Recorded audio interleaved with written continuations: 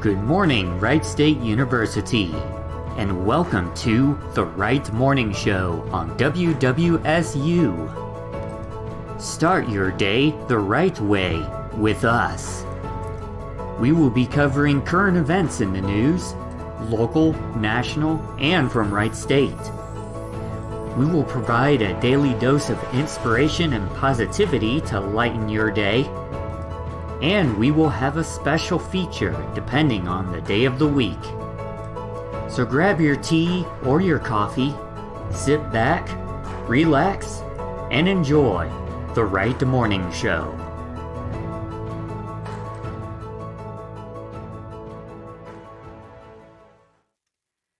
Good morning and welcome to the Wright Morning Show on WWSU 106.9 FM. It is Tuesday, October the 5th, 2021.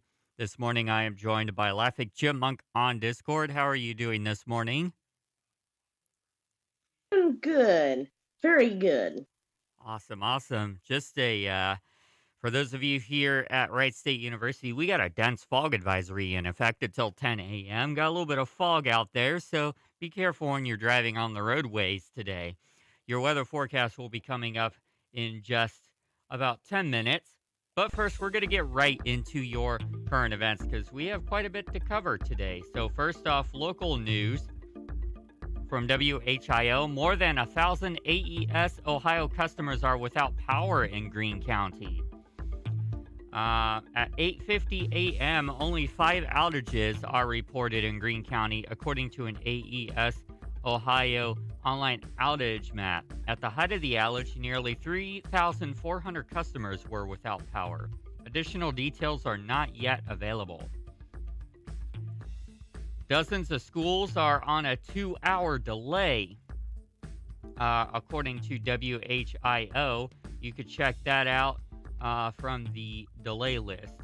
Looks like we got Anna Local Schools, Ansonia Local Schools, Bakken Local Schools, Bradford Schools in Miami County, Salina City Schools, Christian Academy in Sydney, Coldwater Exempted Village Schools, Community Christian Schools, Covington Exempted Village Schools, Farlawn Local Schools, Fort Loramie Local Schools, Fort Recovery Local Schools, Greenville City Schools, Hardin Houston Local Schools, Jackson Center Local Schools, Lehman High School, Marion Local Schools, Miami East Local Schools, Minister Local Schools, and Mississinawa Valley Local Schools are all either on a delay or are closed today. Oh, there's actually more. New Bremen Local Schools, New Knoxville Local Schools, Newton Local Schools, Nicholas School, Pickwood Catholic School, Pickwood City Schools, Randolph Eastern School Corporation, Randolph Southern School Corporation, Rehab Center and Neurological Development, Riverside Local Schools, Russia Local Schools, S&H Products, Senior Center of Sydney and Shelby, Shelby Hills Preschool, Sydney City Schools, Sydney Holy Angels, St. Henry Local Schools, St. Mary City Schools, Tip City Schools, Troy Christian Schools, and Upper Valley Career Center. They are all either on a delay or are closed today. Most of these places are in Shelby, Mercer, and Miami counties of Ohio. So interesting there. Wonder what's going on. I wonder if it's because of the power outages. From Dayton Daily News, a second Fairborn blood drive to honor toddler fighting brain cancer. So you can check that out at DaytonDailyNews.com. From WHIO, Dayton gets real. Churches gather, march for social justice in Dayton. A group of pastors from different denominations, races, and perspectives led hundreds of people in unity and prayer on Sunday afternoon. The march was part of Dayton Undivided, a faith-based event that united people from different backgrounds to pursue racial justice and reconciliation. The event was led by Dayton Ministers United for Social Change, a group of local pastors and ministers that was formed following the death of George Floyd in May 2020. You can read more at WHIO.com. From WDTN, a teen was indicted for fatally shooting his brother in Dayton. An 18-year-old had been indicted for the fatal shooting of his brother on Monday. Gregory Lamar Patrick Brooks was indicted for the shooting death of 17-year-old Jaquan Olden Jr. on July 26, 2021, according to Montgomery County Prosecutor Matt Heck Jr. Heck said Dayton police officers were sent to an apartment in the 600 block of Rockford Avenue on a report that a person had been shot. When they arrived, Olden Jr. was found with a single gunshot wound to the chest. He was pronounced dead at the scene. Investigators determined that Patrick Brooks was carelessly playing with a firearm gun when he shot Olden. You can read more at WDTN.com. From Dayton Daily News, state tax credits fuel nearly 1,000 Dayton-Springfield jobs. You can read more about that at Dayton Daily News. Dayton.com talks about National Taco Day 2021.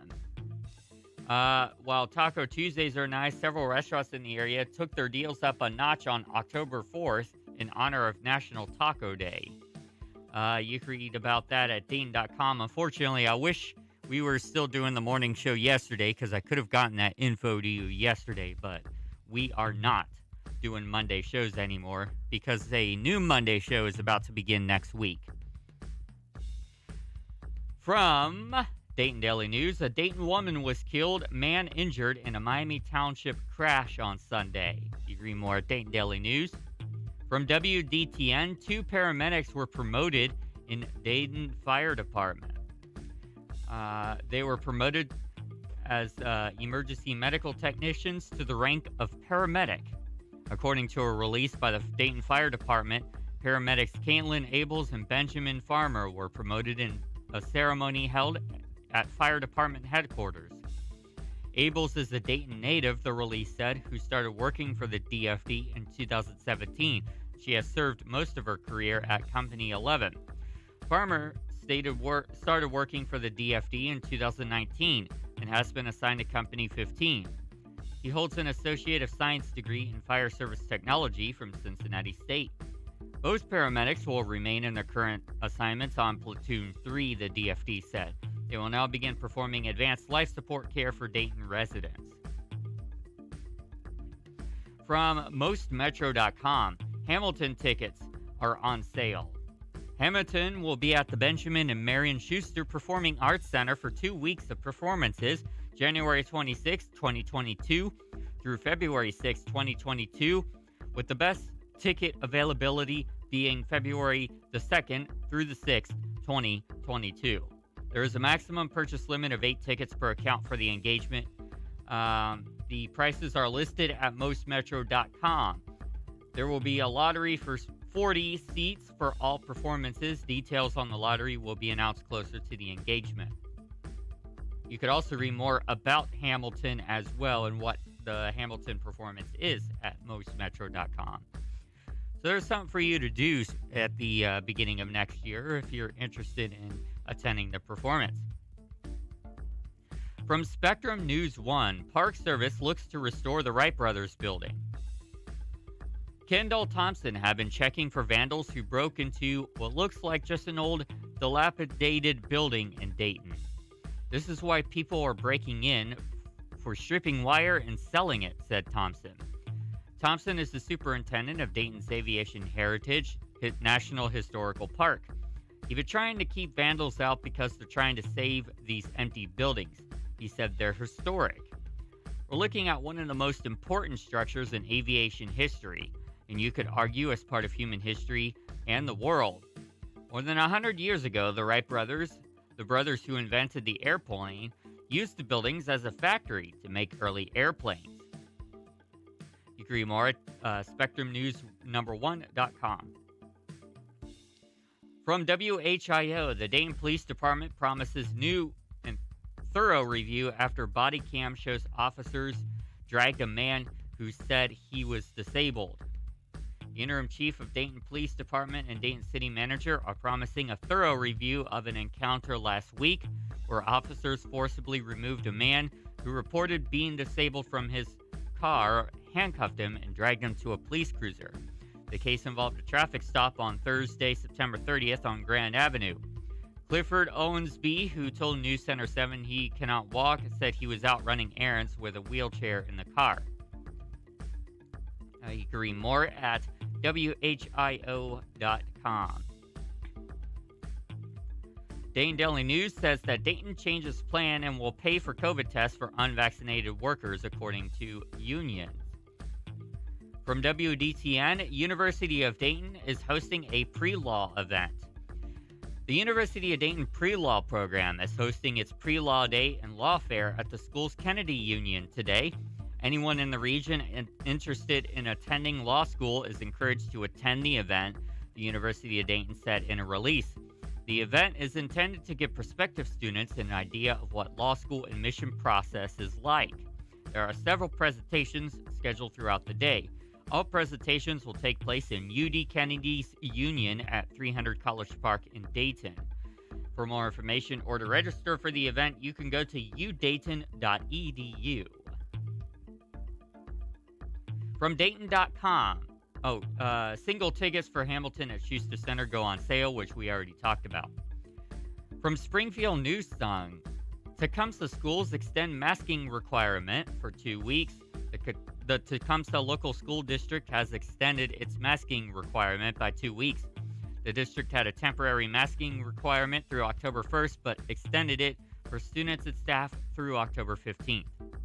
The number of students quarantined and the COVID-positive cases have significantly decreased during the implemented mask requirement the past 3 weeks within our district, according to the superintendent, Paula Crew. According to their dashboard, the district reported 4 positive and 7 quarantine cases from the past week. You can read more at springfieldnewssun.com. From WCPO, death penalty is not sought in the Dayton detective killing.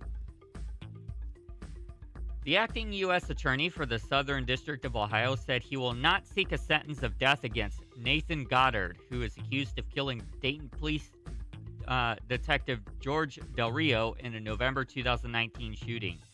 Del Rio was shot twice while serving a drug-related warrant as part of a DEA task force November 4th in Dayton. He died 3 days later. Goddard Jr. and 2 others, Kaki Kortner, 39, and Leono Combs III, 49, were indicted on various charges and connected to the Delhi shooting. There's a lot of other current events happening in the local area, but unfortunately for time's sake, we got to move on. Here is your weather for Dayton and Wright State University. But first off, your current forecast from tomorrow.io is clear and 59 degrees. The wind is coming from the northeast at 3 miles per hour. The humidity is 94%. And the dew point is about 7 miles. There's a little bit of fog still persisting out there. And the air quality is moderate. Your 12-hour hyperlocal forecast shows clear skies up until 12 p.m. Got some clouds rolling in for a couple of hours, and then it's going to clear up again after 2 p.m. Temperatures are going to approach 60 degrees very shortly, going to reach 70 degrees just before 12 o'clock. And then peak at 77 degrees by 3 p.m. before starting to cool off at 6 p.m. Here's your extended forecast brought to you by the National Weather Service at Wright-Patterson Air Force Base. Today, patchy fog in the morning, otherwise mostly sunny with a high around 80. Give me 1 second here. We're having a little bit of technical issues. There we go. Tonight, partly cloudy, low in the lower 60s. Wednesday, a chance of showers, high around 80. Wednesday night, showers are likely with a low in the lower 60s. Thursday, showers, high in the mid-70s. Thursday night, showers likely, low in the lower 60s. Friday, showers likely, high in the mid-70s. Friday night, showers likely in the evening, and then mostly cloudy overnight with a low around 60. Going to be a wet one the rest of this week, so be sure to have your umbrella on hand. Here's some global and national news. We're going to start first off with the New York Times. New COVID cases in the U.S. have fallen by more than a third in the past month. The reasons remain somewhat unclear, and there is no guarantee that the decline in caseloads will continue. But the turnaround is now large enough and been going on long enough to deserve attention. The number of new daily cases in the U.S. has fallen 35% since September 1st. Worldwide, cases have also dropped more than 30% since late August. This is as good as the world has seen in many months, Dr. Eric Topol of Scripps Research wrote last week.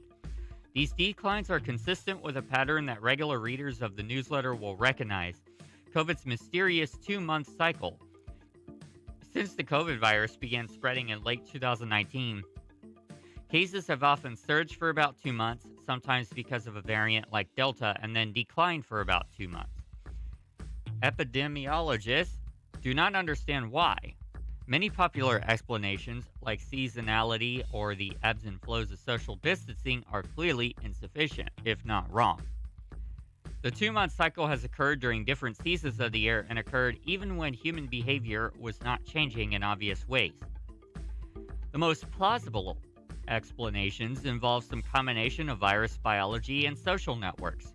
Perhaps each virus variant is especially likely to infect some people but not others, and once many of the most vulnerable have been exposed, the virus recedes.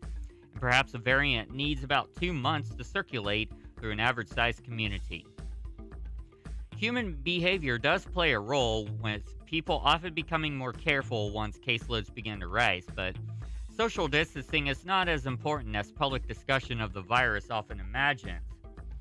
We've ascribed far too much human authority over the virus, as Michael Osterholm, an infectious disease expert at the University of Minnesota, has told me.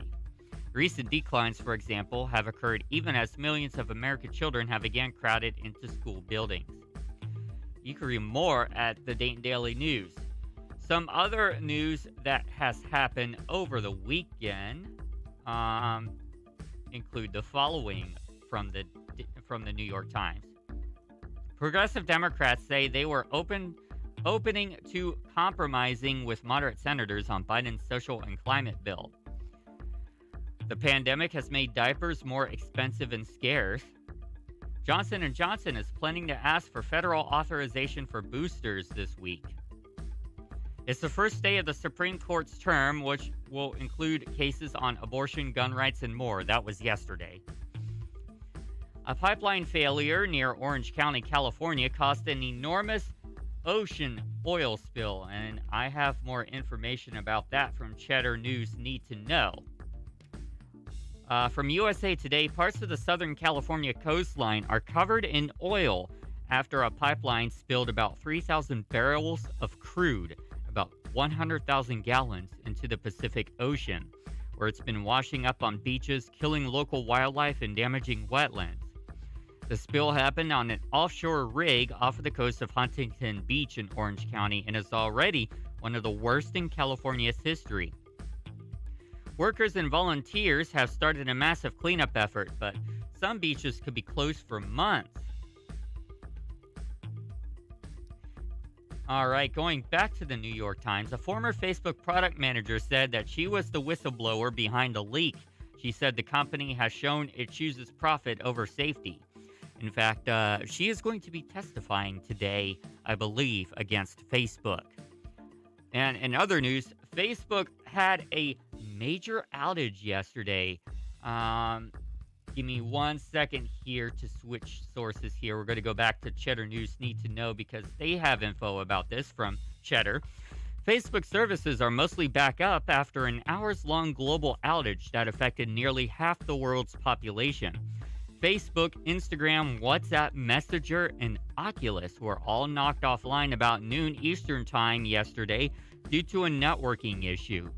It wasn't until the company got a team to its physical data servers in California 5 hours later that the app started to flicker back on for 3.5 billion users.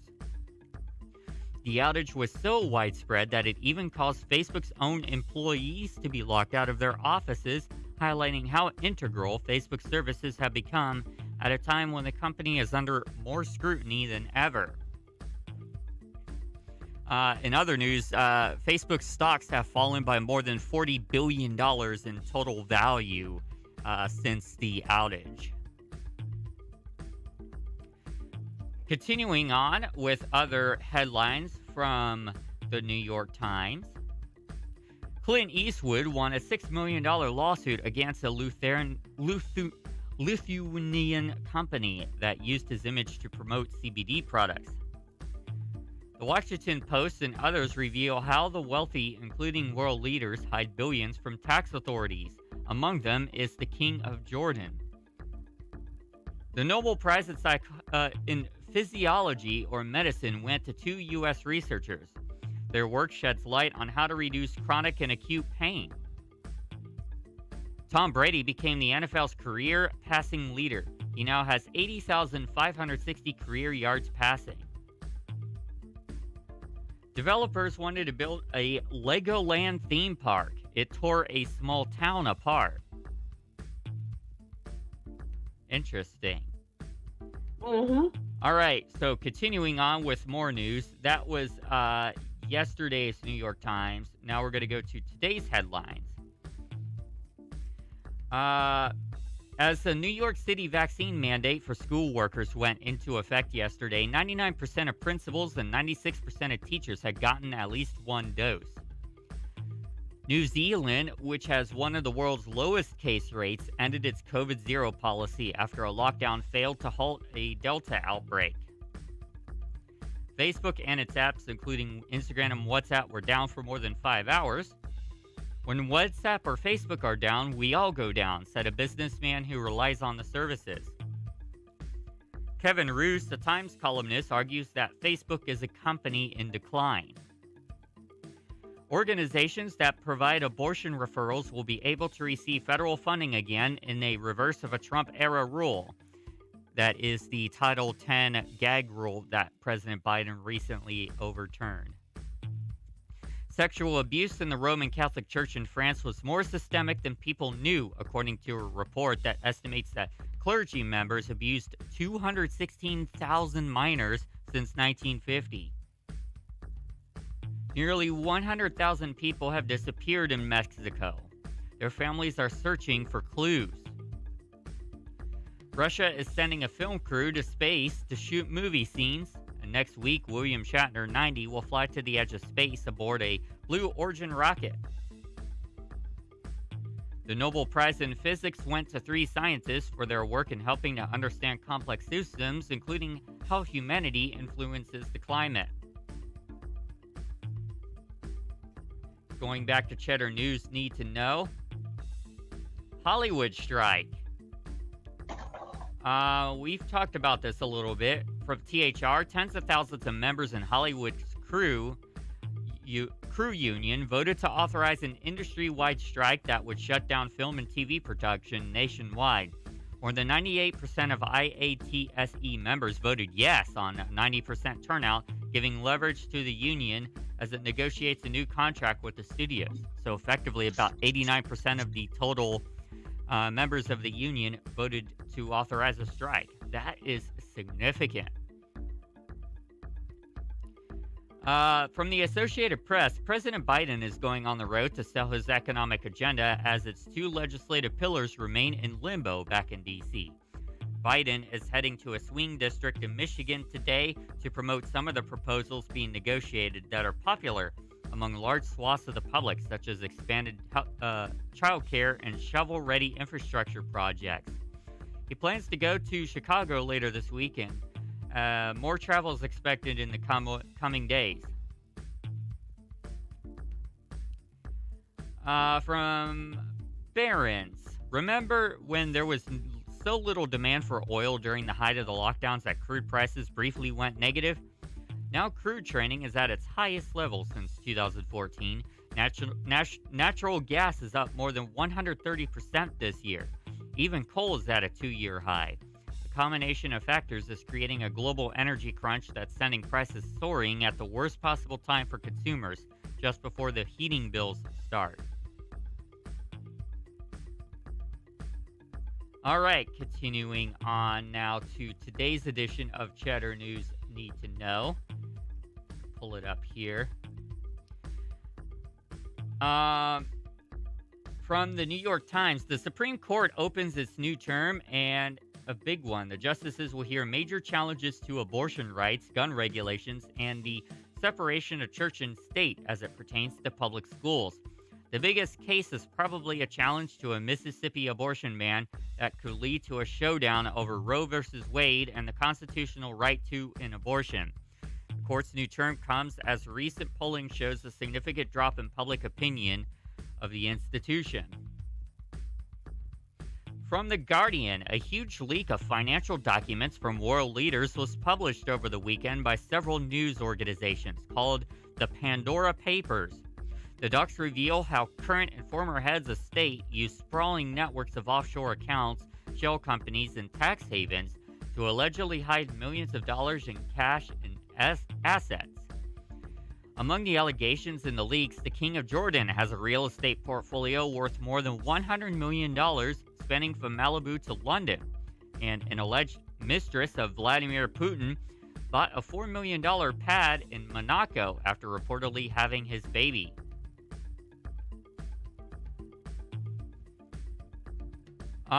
Let's see here. From ESPN, the Red Sox will host the Yankees in the American League wildcard game after both teams won in their regular season finales, avoiding several chaotic tiebreaker scenarios. The Yanks punched their ticket after Aaron Judge hit a walk-off single in the bottom of the ninth against the Rays, while the Sox won in a dramatic comeback over the Nats. The Dodgers will host the Cardinals on Wednesday for the National League wildcard. And that concludes today's current events for over the weekend and today. So we're going to go ahead and take a quick break. And when we come back, we're going to get into your daily dose of inspiration. Today's topic, transparency and happiness. Everybody stick around. We'll be right back. How do airplanes fly? What's in this box? What is this thing?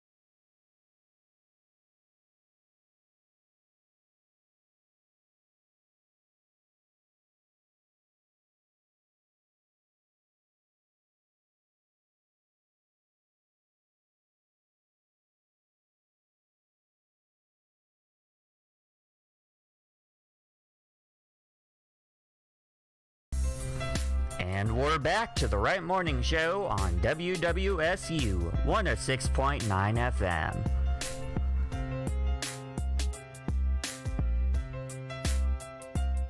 Welcome back to the Wright Morning Show. It's time for the Daily Inspiration. Today's article, Transparency and Happiness by Kindness, Compassion, and Coaching.com. Employers want to know what makes people happy in their jobs. After all, turnover is expensive, and they want to retain their strong performers. So many companies have done a lot of research. One of the common findings of this research is that there's a strong correlation between employer transparency and employer happiness. It makes sense, right? We want to know our employers are being honest with us. In fact, I've come across many studies on transparency and happiness in the workplace. What surprises me is that I've seen fewer articles about how important transparency is elsewhere in our lives. You and your phone. For Go example, on. in our personal relationships, and perhaps most importantly, in our relationships with ourselves. You did read that correctly. Being transparent with ourselves is actually a thing. Many of us don't allow ourselves to be authentic, even in our own minds. While I was looking for more inspiration on this topic, I stumbled across some words of wisdom. They underscored that the first step to transparency in our relationships is being self aware and honest with ourselves. And in a heartbeat, I went from thinking about the workplace to thinking about how honest we are with ourselves. And out came this blog post. It seems like it should go without being said, but it's not immediately evident to many of us. We just don't spend time thinking about this stuff. We must be 100% honest with ourselves to have a healthy relationship with ourselves. If we don't have a healthy relationship with ourselves, then we can't have healthy relationships with others. Health relationships are essential to happiness.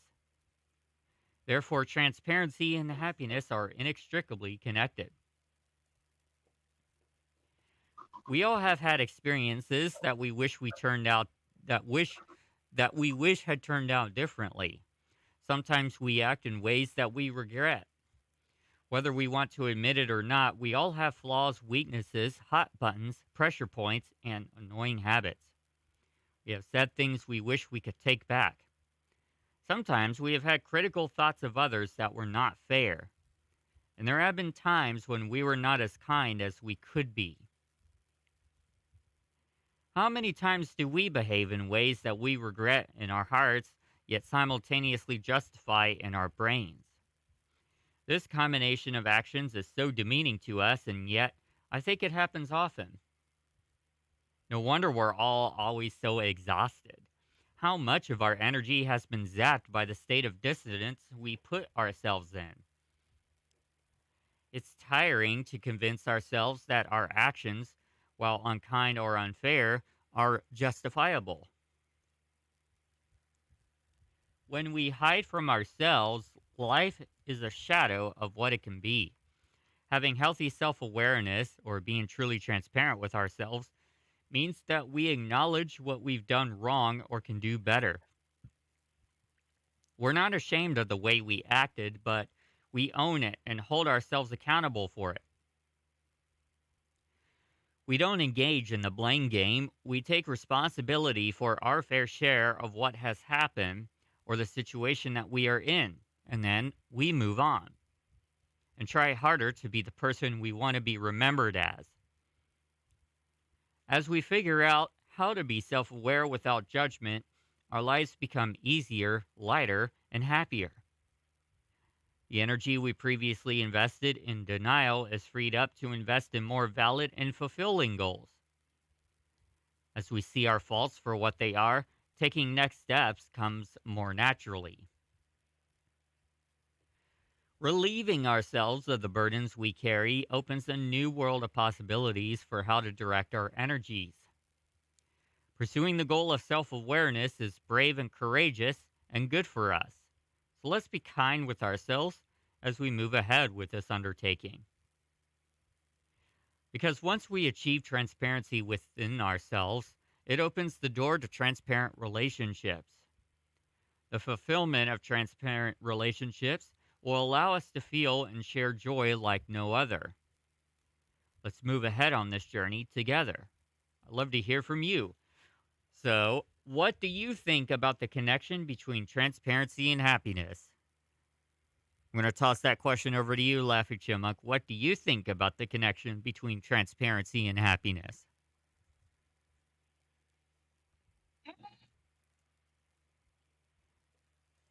I really don't know. It's like you can't have one without the other. Yeah, because as the article mentioned, at least in my personal opinion, um, happiness comes from a state of being authentic, as the article has pointed out. And you can't be authentic without being transparent, because without transparency, you can't be authentic. So Yeah. by being transparent and being honest with yourself, being you, being who you are, you lift the ball and chains off of you, and that's ultimately what moves you towards the state of being happy. And as far as happiness goes, um, you can't be happy until you do things to make yourself happy. I don't know what I'm trying to say here. Um, you need to be happy. You can't depend on others to make you happy all the time. Yeah, because You have to depend on yourself for your own happiness, and mm-hmm. the happiness that other people give you, or they're just helping you to be happy, or happier, but it all starts with you, you know. Yeah, You see what I'm yeah, saying? happiness comes from within you. It doesn't come from an external source. Right. External sources can help you unlock your own happiness, but it's your happiness. It's not their happiness. Right. Yeah. So, and you could have the most adorable kittens in the world, but you're not going to be happy if you're not if you don't open yourself up to be happy. Yeah. Yeah. I say that because Laffy Chipmunk and I saw a video of like 25 kittens in the back of a car, and it was so adorable. It's That was precious. Oh my like gosh. all the little mews.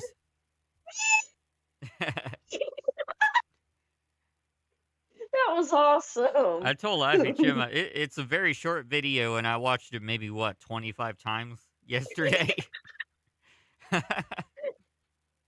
Well, yeah, I mean, it's just one of those videos where you have to watch it over and over and over, and you're like, every time you're like, oh, oh, oh. It's like cuteness overload, it doesn't stop. Right?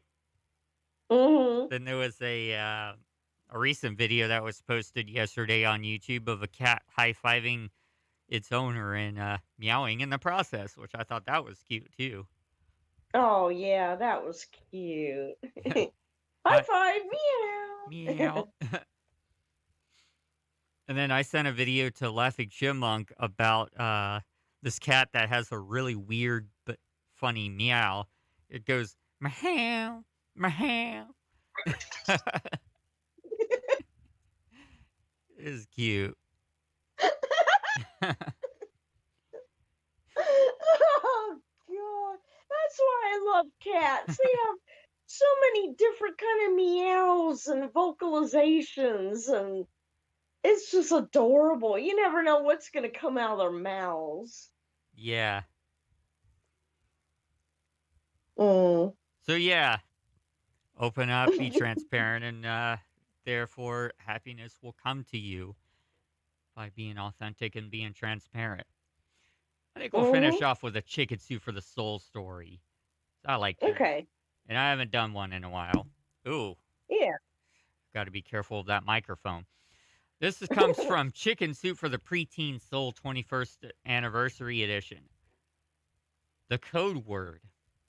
I was talking to some friends while standing in line at the cafeteria in my middle school. As I started to share a funny story about my weekend, my friend Elizabeth interrupted me. Coco, Coco, she called out. All my friends laughed. Elizabeth said it again louder and looked around to see how many other kids had heard her. Everyone laughed again. This is so weird, I thought. I bet we all, I mean, Laughing Chipmunk, you and I know where Coco comes from. Yeah. Foster's Home for Imaginary Friends. Good old cartoon. Oh my gosh, I forgot about that. Oh, yeah. Okay. Elizabeth was one of the girls that everyone wanted to be friends with. She always had the nicest clothes and told the funniest jokes. She seemed to have everything. I felt lucky to be friends with her. Later that day, as we waited for algebra class to start, I tried to finish telling the story I started sharing at lunch, and before I even said two sentences, Elizabeth interrupted again. Coco, she said, grinning at her classmates. Everyone laughed again. Over the next week, every time I opened my mouth around Elizabeth, she interrupted me with that same word. I never wanted to ask what Coco meant. I assumed it was a code word for a cute boy or a word she wasn't allowed to say. I didn't want to be left out, so I started using the word too. Elizabeth thought it was hilarious when I interrupted someone else's story with our new code word. And since I wanted her to like me, I did it even more, even though I still wasn't sure what it meant. In the school library, I heard two girls whispering to one another. I also called out Coco and everyone laughed. It was fun having people laugh at my joke. I wonder if this is a code word for drugs or something, because that could be too. Hmm. Let's Mm. find out. Although I felt lucky to be friends with Elizabeth, I noticed that she often said bad things about other kids. Did you see Tara's hair today? She'd say, or Jessica wore those jeans yesterday, and I'm pretty sure her shoes are from Walmart. Would have never said those things about someone, but I laughed when Elizabeth said them. One day, Sarah, a classmate since grade school, stopped by my locker. We'd never been that close, but had a lot of mutual friends, and she'd always been nice to me. But now Sarah looked uncomfortable as she asked, Julia, do you know why Elizabeth started saying Coco all the time? I shook my head. I don't know, but I really wish I did. Sarah sighed. It means she thinks you're being annoying. A few days ago, when you left our lunch table early, she told the rest of us that you were bothering her when you told stories. She said she wanted a code word that she could use without you knowing she was talking about you. I know it's really mean, and the rest of us shouldn't have gone along with it. I'm really sorry. My eyes filled with tears. I couldn't believe it. The girl who I was breaking my back to be friends with was talking about me behind my back. I remember how many times I'd used the word myself just to fit in, and it made me feel even worse. I wondered if the whole school thought I was annoying just like Elizabeth did. I was mortified. I woke up the next day with a pit in my stomach, and I decided not to speak if Elizabeth was around. That way I couldn't annoy her. But she still used her code word multiple times. People laughed and then immediately looked at me. Tried to keep a neutral facial expression so nobody would know how much it bothered me, but inside I was crushed. The next morning, I packed my lunch so I wouldn't have to wait in line with Elizabeth. But by lunchtime, she'd used the word so many times that I knew I couldn't sit with her. I searched the cafeteria looking for a friendly face. I saw Macy, a girl who used to be a part of my friend group but had stopped hanging out with us a few weeks ago. She was sitting with two girls who were in my English class and always seemed nice. Nervously, I walked to the table and asked if I could sit with them. Immediately, all three of them smiled. Of course, Macy said. I sat down and opened my lunch bag, praying that Macy and the other girls didn't know about Coco. You know Elizabeth is a jerk, right? Macy said. My heart dropped. They knew. Did they think I was annoying too? Before I could respond, Macy said, Elizabeth does things like that to a lot of people. She's a bully, and I get tired of it. That's why I stopped hanging out with you guys, she smiled. You didn't deserve to be treated that way, and nobody else does either. I thought of all the times I'd laughed when Elizabeth had made fun of someone else. It only bothered me that she turned her mean streak on me. You're right, Macy, I said. I should have stood up to her a long time ago. Moments later, I felt a tap on the shoulder. I turned around to see Sarah holding her lunch tray. Can I sit over here too, she asked, because I'm sure Elizabeth would make fun of me next. We welcomed Sarah to the table. I smiled at my new friends and then told them the funny thing my little brother had done the night before, and they all laughed and no one interrupted with a mean code word.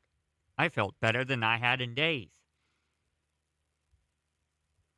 Middle school is a tough time for almost everyone. Most kids are trying to figure out who they are and who they want to be. It's easy to go along with the crowd, even when you know it's not the right thing to do. It took a bully turning her sights on me to teach me that I wanted to be kind more than I wanted to be popular. The word Coco will always serve as a reminder that I need to stay true to myself and never compromise my values to be friends with someone, because with the right friends, I won't have to. And that was written by Julia Sontag. Is this relatable to you, Laughing Chipmunk? Well, I mean, I've never been actually bullied. I've been picked on, but not to the extent of what you consider bullying. Um, I mean, I do know, I will admit, I am annoying to some people. Um, and I really don't care. And If they don't occasionally like it, got sent to tough. Facebook jail for it. But I mean, even my own husband, he'll be like, he's like, "Woman, I love you, but God, you're annoying sometimes." You Yeah. know, but well, so is he. So it works both We're ways. all But annoying sometimes. but I mean, my mother was annoying. I loved her to pieces, but she was Nah. annoying too. Your And mother was a hamster and your father smelt of elderberry. elderberries. Oh lordy, I mean, I don't think there's anyone in this world who's not annoying in some way or I another. mean, even You Jesus know, was annoying at a couple of points of time. yeah, actually, he Like was. when he got But really mad at everybody at that animal marketplace and he overturned all of the cages and freed the animals and stuff. I'm sure people thought he was annoying in that scene. well, true, but I mean, I'm glad he freed the animals. He shouldn't have been in the cages, Yeah. but I mean, he was. You gotta remember, he was human Mhm. as well as part deity. He was also part human, and a lot of people tend to forget about that. You know, he was human. He had human emotions. You Yeah. know, just like us. All right. but Well, I think for but yeah, yeah. I think for time's sake, we're going to go ahead and take our break and Allie, try to get some time in for our Trivia Tuesday. So everybody stick around. Grab your friends and family around the radio because we're going to play a little bit of trivia. Learn something new Yay! today. You're listening to the Rat Morning Show on WWSU 106.9. Don't go anywhere. Social distancing slows the spread of coronavirus.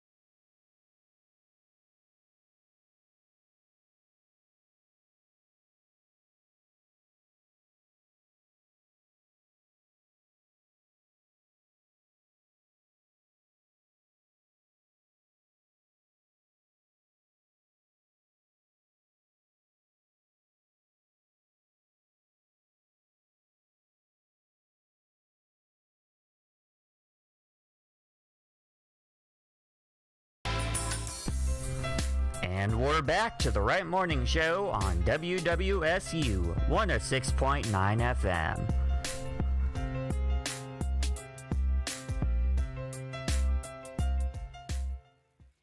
Welcome back to the Right Morning Show on WWSU Radio. It's time for Trivia Tuesday. A good news for you, Laffy Chipmunk. You might actually be good at this one today. Because you know what it's going to be Okay. about today? No, what? Led Zeppelin. Woo!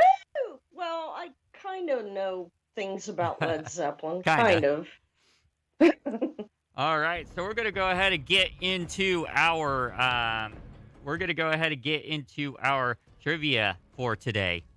So let's get started. What phrase is etched on the inner ring of the third album? Is it "Worship Us," "Vanilla Pudding," "So Mote It Be," or "I Love Satan"?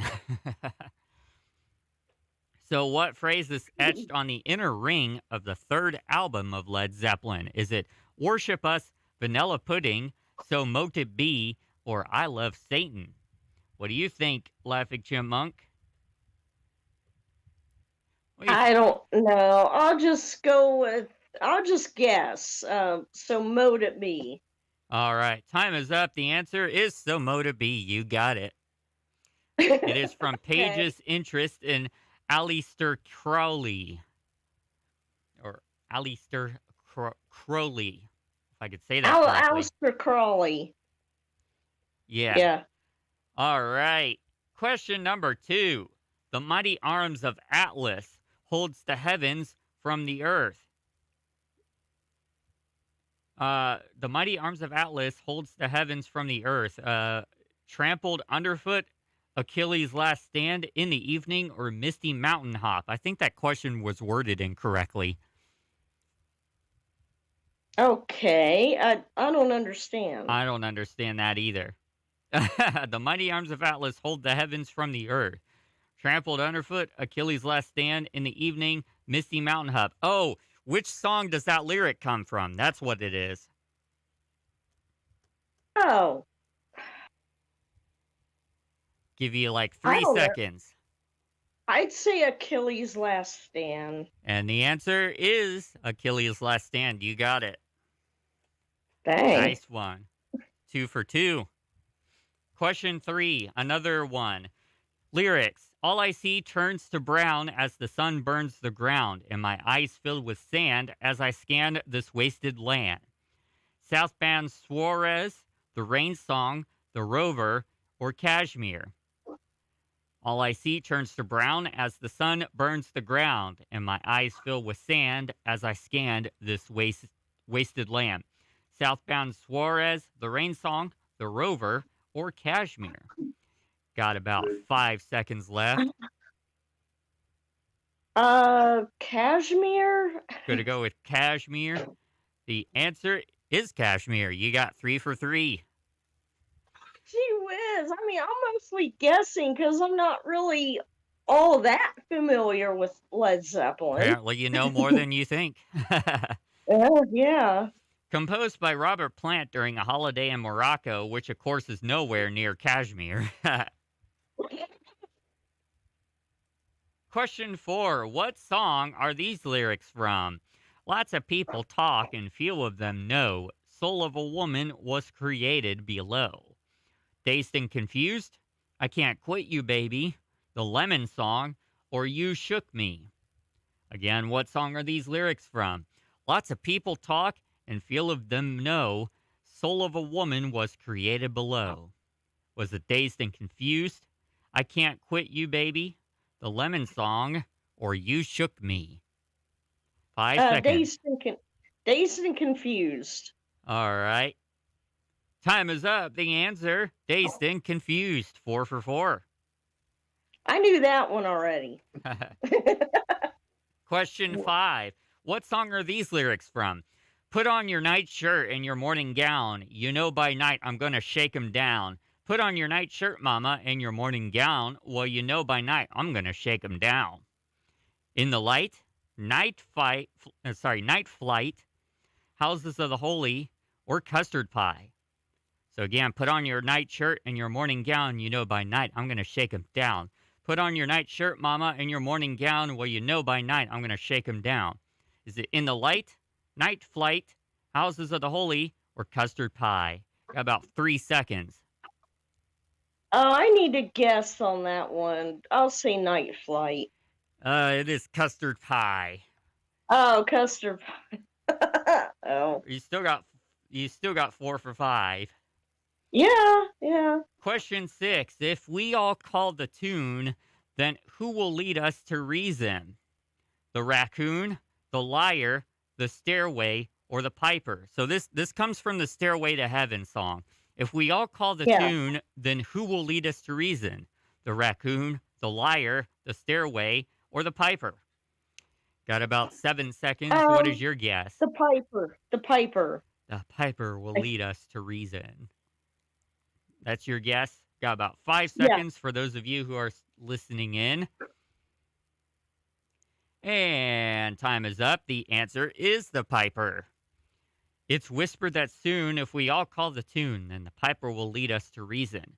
The quiet start, Mm-hmm. slow middle, and crash rock ending has influenced many songs, the most known being Queen's Bohemian Rhapsody. Fun fact, we got a sign in the on-air studio that says no stairway to heaven. Yeah, I know. I like that. Question 7. Can you name the song these lyrics are from? And if you say to me tomorrow, oh, what fun it would be, then what's to stop us, pretty baby? Down by the seaside, communication breakdown, over the hills and far away, what is and what should never be. So the lyrics again, and if you say to me tomorrow, oh, what fun it will be, then what's to stop us, pretty baby? Is it from Down by the Seaside, Communication Breakdown, Over the Hills and Far Away, or What Is and What Should Never Be? Got about 3 seconds. What's your guess? I think it's what is and Should never be. should never be. Yeah, you got it. What is and what should never be is the correct answer. Played live from 1969 to 1972 by Led Zeppelin, but it was not performed again until 1994 on the No Quarter reunion effort by Page and Plant. Interesting. Mm-hmm. Question 8. Which of these Zeppelin albums is not on the Rolling Stone 500 Best Albums of All Time list? Led Zeppelin III, Led Zeppelin I, Physical Graffiti, or Led Zeppelin IV? Again, which of these Zeppelin albums is not on the Rolling Stone 500 Best Albums of All Time list? Led Zeppelin III, Led Zeppelin, Physical Graffiti, or Led Zeppelin IV? Got about 6 seconds to guess. What do you guess? I honestly don't know. I can't remember. The answer is Led Zeppelin III. Led Zeppelin Huh. III, in my opinion, is a very undervalued album and has on it the Immigrant song, Gallows Pole, and Branya R. Stomp. All very good songs, according to Physics Master. Yeah, those are great songs, especially the Immigrant song. I Question, love that. You blast that one. question 9. Who had a son named Kerouac? Was it John Bonham, Jimmy Page, John Paul Jones, or Robert Plant? Who had a son named Kerouac? K-A-R-A-C. John Bonham, Jimmy Page, John Paul Jones, or Robert Plant? Got about 7 seconds to lock in your guess. What do you think?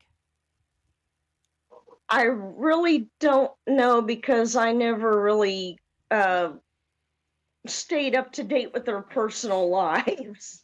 The answer is Robert Plant. Kerouac died. Oh, Plant. Okay. Kerouac died very early of a virus that caused his body temperature to rise. The song Oh, jeez. All My Love is dedicated to him. Oh, okay. Last question of the Trivia Tuesday. The Houses of the Holy album cover opens up just like a book. The outer cover of the album shows several naked children crawling up a rocky landscape. What color hair do the children have? Is it white, gold, brown, or black? So again, Houses of the Holy album cover opens up like a book. The outer cover of the album shows several naked children crawling up a rocky landscape. What color hair do the children have? White, gold, brown, or black? Got about 5 seconds to lock in your guess. Oh gosh, I can't remember, but I think it's white. The answer is gold. Gold. Oh, okay. I knew it was some light color, but I wasn't sure which one. The outer cover was photographed on the famous Giant's Causeway in Northern Ireland. Although the cover shows more than 10 golden-haired children clambering over the rocks, there were only 2 children in the shoot, a boy and the girl. The children, real-life brother and sister, did have natural golden hair. Interesting. Yeah. All right. Well, that pretty much concludes today's episode of the Wright Morning Show on WWSU Radio. So we're going to go ahead and wrap up here very soon. But what I do want to do is go over the programs that are happening on WWSU Radio today. So be sure to check these out. Coming up next from 10 to 11 a.m. is the Democracy Now! Podcast from Amy Gonzalez and Juan Gonzalez. I'm sorry, Amy Goodman and Juan Gonzalez. Get your daily dose of current events and special interviews of the day. So anything that we didn't cover in our news segment today, they'll certainly cover and more in depth as well. So be sure to check that out. Also later today, we got a women's volleyball broadcast from 6 to 8 p.m. with the pregame at 5:45 p.m. Parker Tesla is going to be calling that game, and I believe he was trying to get Christian Peters on as well, but that is not confirmed. So we'll see. So be sure to tune into that. Listen to some women's volleyball action right here on WWSU Radio. Final check of the weather. It is clear and 61 degrees outside. The dense fog advisory has just expired. The wind is coming from the northeast at 4 miles per hour. Humidity 94%. Visibility is 9 miles. Your forecast for the next 12 hours calls for clear skies up until 2 p.m., then some clouds rolling in until 4 p.m., then clear again for the remainder of the 12-hour period. Temperatures will approach 70 degrees just before 12, peak at 77 degrees at 3 p.m., and then start cooling off after 6 p.m. Thank you, everybody, for tuning in to The Wright Morning Show. Have a great day. We'll see you back again tomorrow on WWSU, 9 to 10 a.m.